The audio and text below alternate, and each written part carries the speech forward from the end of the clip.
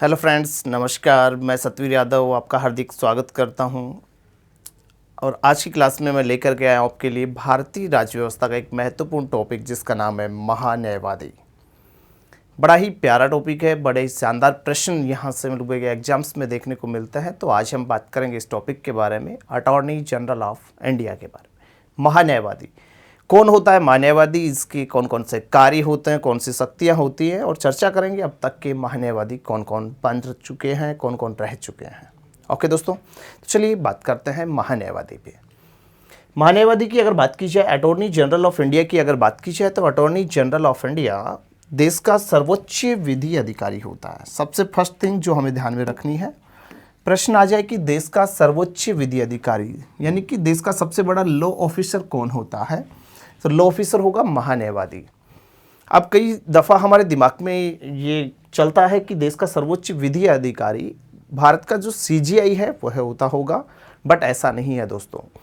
देश का सर्वोच्च जो विधि अधिकारी है, लॉ ऑफिसर जो होता है, वो महान्यायवादी होता है, अटॉर्नी जनरल होता है, जो कि कार्यपालिका का ही एक अंग होता है। महान्यायवादी भारत सरकार का क्या होता है? वकील होता है। देश का सर्वोच्च विधि अधिकारी होता है, भारत सरकार का ये क्या है? वकील होता है। दोनों चीज़ें बड़ी अच्छी हैं। भारत सरकार के ऊपर किसी भी प्रकार के आरोप प्रत्यारोप यदि लगाए जाते हैं तो उन सभी के ऊपर जो पैरवी करने का, सरकार की तरफ से पैरवी करने का जो कार्य है, वो कार्य महान्यायवादी करता है। ऐसे प्रत्येक मामलों को महान्यायवादी ही देखता है, इसलिए इसे भारत सरकार का क्या कहते हैं दोस्तों? वकील भी कहा जाता है। बात करें महान्यायवादी पद के बारे में, अक्सर एग्जाम्स में पूछा जाता रहता है कि महान्यायवादी पद का उल्लेख भारतीय संविधान के किस अनुच्छेद में किया जा रहा है। तो इसके लिए हमें ध्यान रखना होगा, इस पोस्ट का जो मेंशन किया गया है, इस पोस्ट को मेंशन किया जा रहा है आर्टिकल 76 में, अनुच्छेद 76, जो कि महान्यायवादी के बारे में जिक्र करता है। वहीं पद ग्रहण की अगर बात की जाए कि महान्यायवादी जो पद है, ये पद कहाँ से लिया गया, तो महान्यायवादी पद भारतीय संविधान में ग्रहण किया जा रहा है कनाडा से। ठीक है दोस्तों, तो महान्यायवादी पद लिया जा रहा है कनाडा से। पद का जो उल्लेख है आर्टिकल 76 में किया जा रहा है। भारत सरकार का वकील होता है, देश का सर्वोच्च विधि अधिकारी होता है महान्यायवादी। वहीं बात की जाए महान्यायवादी के बारे में, तो महान्यायवादी की नियुक्ति होती है। ध्यान दीजिएगा दोस्तों, महान्यायवादी की क्या होगी? नियुक्ति होगी। इसका कोई निर्वाचन नहीं होता, ना ये प्रत्यक्ष या अप्रत्यक्ष रूप से निर्वाचित नहीं होता है, बल्कि ये अपॉइंट होता है। और इसकी जो नियुक्ति है वो करता है कौन? राष्ट्रपति। तो नियुक्ति करेगा राष्ट्रपति, लेकिन राष्ट्रपति ये नियुक्ति किसकी सलाह पर करेगा? संघीय मंत्रिपरिषद की सलाह पर करेगा। तो मंत्रिपरिषद की सलाह से नियुक्ति करता है राष्ट्रपति। अच्छे से ध्यान दीजिए, नियुक्ति कौन कर रहा है? राष्ट्रपति। पद लिया जा रहा है कनाडा से। आर्टिकल कौन सा है? 76 है। भारत सरकार का वकील होता है महान्यायवादी। बात करें महान्यायवादी के कार्यकाल के बारे में, तो महान्यायवादी का जो कार्यकाल होता है कितने समय के लिए होता है? तो महान्यायवादी कार्यकाल के बारे में संविधान में किसी भी प्रकार का कोई प्रावधान नहीं किया जा रहा है। संविधान द्वारा ये पद का कार्यकाल निश्चित नहीं है दोस्तों। महान्यायवादी राष्ट्रपति के प्रसाद प्रयत्न अपने पद पर बना रहता है, till the pleaser of the president.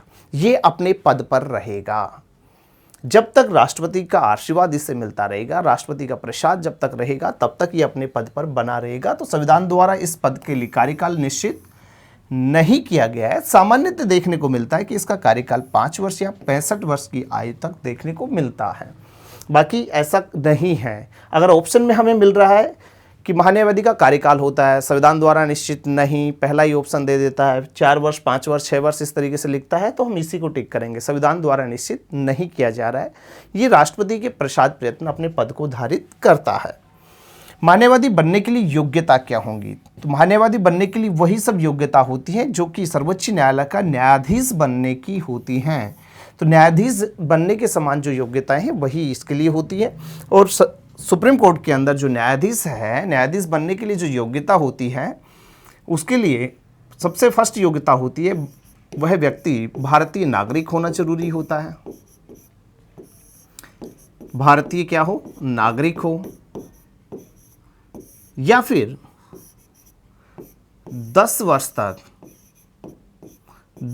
तक कम से कम हाई कोर्ट के अंदर वो क्या रह चुका हो? न्याय, यहाँ पर वकील रह चुका हो, अधिवक्ता रह चुका हो।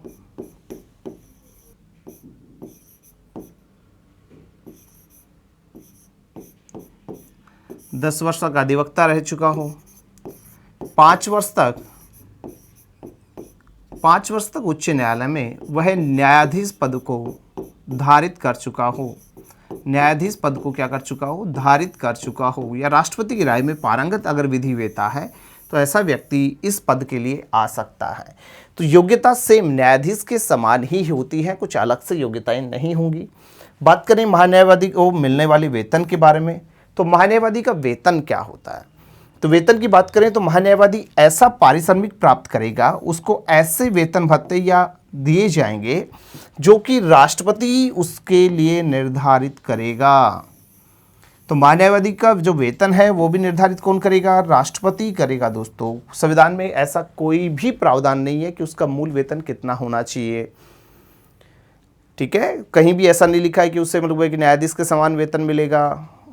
वर्तमान स्थिति में न्यायाधीश के समान उसको वेतन दिया जा रहा है, लेकिन वो राष्ट्रपति यहाँ पर निर्धारित करता है। तो वेतन की अगर बात करें तो वेतन राष्ट्रपति जो भी निर्धारित करेगा वही वेतन वह प्राप्त करेगा। योग्यता न्यायाधीश के समान ही होंगी। कार्यकाल जो होगा वो संविधान में कहीं भी निश्चित नहीं है, वो राष्ट्रपति के प्रसाद रहेगा, नियुक्ति करेगा राष्ट्रपति। बात करें महान्यायवादी के कार्य क्या होते हैं। महान्यायवादी जो कार्य है, महान्यायवादी कार्यों की बात की जाए तो राष्ट्रपति को महान्यायवादी क्या करता है, विधि संबंधी सलाह देता है। विधि से संबंधित जो भी जानकारी है राष्ट्रपति को कौन देगा, महान्यायवादी देता है। वहीं सबसे महत्वपूर्ण जो चीज़ हमें ध्यान में रखनी है, आर्टिकल 88, बस इस आर्टिकल को विशेष रूप से ध्यान में रखना है, आर्टिकल 88 को। और आर्टिकल 88 कहता है कि महान्यायवादी संसद बैठकों में क्या कर सकता है, भाग ले सकता है, संसद बैठकों में भाग ले सकता है, साथ ही क्या कर सकता है, बोल भी सकता है, लेकिन क्या नहीं कर सकता, मत नहीं दे सकता। संसद बैठकों में भाग लेने का अधिकारी है, बोलने का भी अधिकारी होगा, लेकिन मत नहीं दे सकता, क्योंकि जो किसी भी प्रोविजन के ऊपर अगर मत देने की बात आएगी तो मत केवल संसद सदस्य देंगे।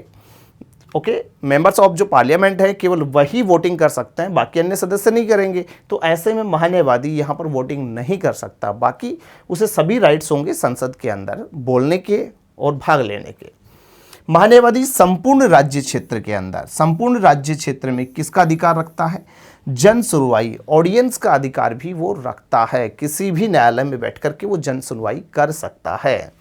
साथ ही भारत सरकार से संबंधित, ध्यान दीजिएगा, भारत सरकार से संबंधित मामलों को लेकर उच्चतम न्यायालय में भारत सरकार की ओर से क्या करता है, पेश होगा। यानी भारत सरकार के जो भी मामले होंगे उनकी पैरवी करने का कार्य भी महान्यायवादी ही करता है। तो महान्यायवादी का ये भी प्रमुख कार्य होता है। बात करें अब तक के महान्यायवादियों के बारे में, तो अब तक के भारत में रहे महान्यायवादियों में देखने को मिलता है सबसे पहले जो महान्यायवादी बने थे वो महान्यायवादी थे MC सीतलवाड़। देश के प्रथम महान्यायवादी MC सीतलवाड़, जो कि 1950 में महान्यायवादी बन रहे हैं, 1963 तक ये कार्यकाल कर रहे हैं। यानी कि कुल मिलाकर के 13 वर्षों तक भारत के अंदर क्या रहते हैं, महान्यायवादी पद पर बने रहते हैं मिस्टर MC सीतलवाड़। तो इस लिहाज से अगर मैं बात करूं तो देश के प्रथम जो महान्यायवादी हैं, प्रश्न बने हमारे बीच में कि देश के प्रथम महान्यायवादी कौन, तो प्रथम महान्यायवादी MC सीतलवाड़, या फिर इस तरीके से भी प्रश्न बन सकता है कि सर्वाधिक कार्यकाल वाले महान्यायवादी कौन हैं।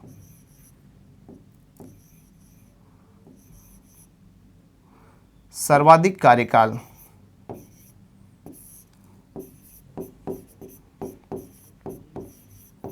सर्वाधिक कार्यकाल वाले महान्यायवादी, तो सर्वाधिक कार्यकाल वाले महान्यायवादी भी हैं MC सीतलवाड़। 1963 में MC सीतलवाड़ जी के बाद में महान्यायवादी बने थे CK दफ्तरी, 1963 से लेकर के 1968 के बीच में रहे। देन निरेंडे 1968 से 77 के बीच में रहे। SV गुप्ता जी 1977 से 79 के बीच में रहते हैं। LN सिन्हा साहब 79 से 83 तक कार्यकाल कर रहे हैं। तो जैसा कि आप देख पा रहे होंगे कि इनके जो कार्यकाल हैं कहीं भी निश्चित नहीं है, राष्ट्रपति द्वारा ये प्रसाद प्रयत्न अपने पद पर बने रहते हैं, कार्यकाल के बारे में कहीं भी कोई जिक्र नहीं है। के पराशरन की बात करें तो 83 से 89 के बीच में। उसके बाद में सोली सोराब जी, सोली सोराब जी की बात करें तो 1989 से लेकर के 1990 के बीच में आ रहे हैं। और सोली सोराब जी भारत के ऐसे महान्यायवादी हैं जो सबसे कम कार्यकाल तक इस पद पर रहे। तो प्रश्न ये भी अच्छा बन सकता है कि सबसे कम कार्यकाल वाले महान्यायवादी कौन हैं? तो सबसे कम कार्यकाल वाले महान्यायवादी हैं सोली सोराब जी, जबकि सर्वाधिक कार्यकाल वाले महान्यायवादी हैं एमसी सीतलवाड़। देन जी रामास्वामी जी 1990 से 92, मिलन के बनर्जी 1992 से 1996 तक, देन अशोक देसाई जी 96 से 98, वापस से सोली सोराब जी बन रहे हैं 1998 से 2004, और उसके बाद मिलन के बनर्जी 2004 से 2009, और उसके बाद जी ई वाहनवती 2009 से 2014 तक, और 2014 में भारत के महान्यायवादी बने मुकुल रोहतगी जी, जो कि 2017 तक इस पद पर रहते हैं। उसके बाद में के वेणुगोपाल जी 2017 से लेकर के 2022 तक।